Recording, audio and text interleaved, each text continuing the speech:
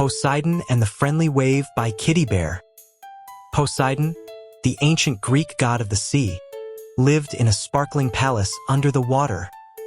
He ruled the oceans, the rivers, and the salty waves while carrying a trident.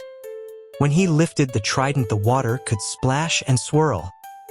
One day, the wind grew strong above the sea, and the waves bumped the rocks. A tiny seashell began to roll and rattle in the surf. Poseidon saw the little seashell and felt gentle. He asked the waves to slow down and be calm. The water became smoother, like a quiet song.